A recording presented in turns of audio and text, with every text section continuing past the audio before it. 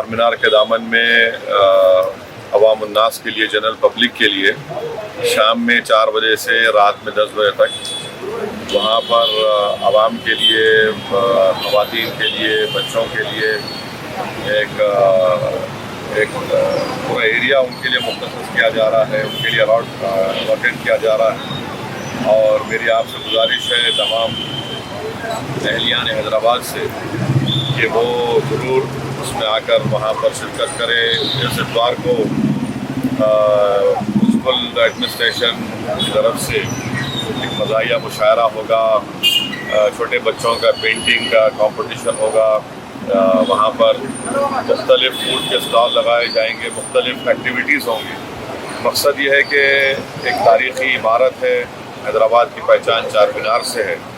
اور اس کے اطراف میں جتنے لوگوں کو وہاں پر لایا جا سکے، حیدرآباد کے امن کو مضبوط کیا جائے، حیدرآباد کی عوام کو اپنے شہر اور اپنی تاریخ کو خوبصورتی دیکھنے کا ان کو موقع ملے۔ اور ٹریفک پارکنگ کا انتظام بھی کیا گیا ہے۔ آپ کے سردار محل میں آپ گاڑی رکھ سکتے، پرانا جو چار مینار بس اسٹینڈ ہے وہاں پر آپ گاڑی رکھ سکتے اپنی، اور خلوت گراؤنڈ میں، خلوت کے سامنے جو پینشن پیمنٹ آفس کی زمین ہے کھلی، وہاں پر آپ پارکنگ رکھ سکتے۔ اور Quli Qutb Shah urban development stadium میں بھی آپ اپنی پارکنگ رکھ سکتے۔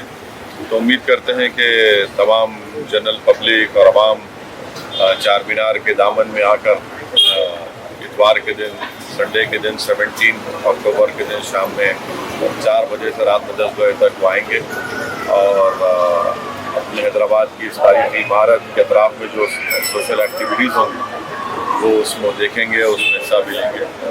اور پولیس کی طرف سے پورا خاص انتظام بھی کیا گیا۔ آج صبح میں